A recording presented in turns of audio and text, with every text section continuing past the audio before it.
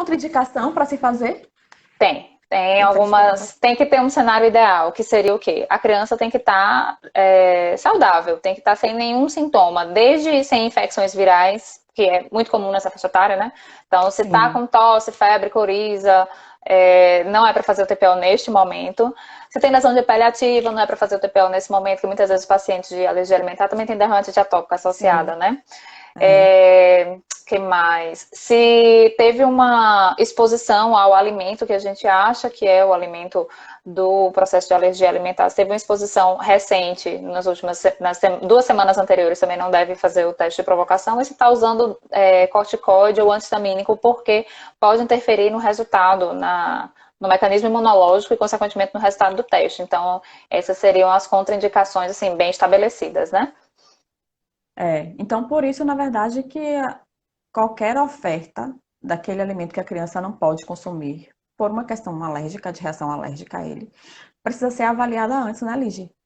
Não dá Sim, para com tomar uma certeza. decisão por conta, porque a exposição à criança já é um risco, né, por si. Sim, Você vai submeter a criança a uma situação que pode ser grave, né? Ela pode ter uma sim. resposta diferente do que até então ela vinha tido, por exemplo, ninguém sabe. Sim, é E cada ao vez mais mesmo comum na literatura o relato dessa mudança é, do perfil de reação.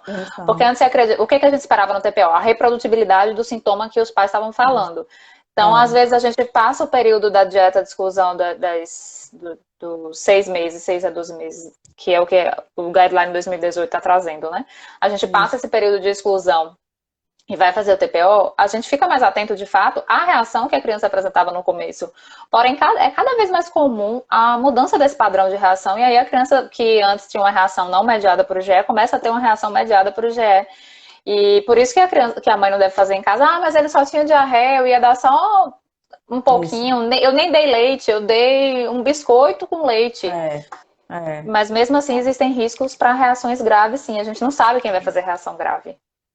exatamente. E aí, se fizer, complica, né? Sim, Porque tem aquela chance de 50%. 50% pode, 50% não pode. Então, 50% é um percentual muito alto quando a gente para pensar na é saúde de um filho, né? verdade, verdade. É. E aí. E assim, então vamos supor que a mãe sabe que o filho tem alergia, fez a restrição alimentar, e aí ela foi no médico e o médico orientou a fazer o teste de provocação oral. Aí ele fez a avaliação, observou que não tinha nada que impedisse disso, de ser feito, né? Certo. O teste. É, tem alguma situação em que esse teste de provocação oral ele não é necessário ser feito? Ou todo caso de alergia alimentar precisa fazer o TPO para algum daqueles motivos que você Todo, trouxe antes? todo caso de alergia alimentar precisa de TPO. O que é que às vezes acontece? Às vezes, pelo menos na minha prática, não é raro, os pais trazerem sintomas de uma subjetividade tão importante ou que não tem mecanismo imunológico que possa justificar ser alérgico e os pais associam com alergia alimentar.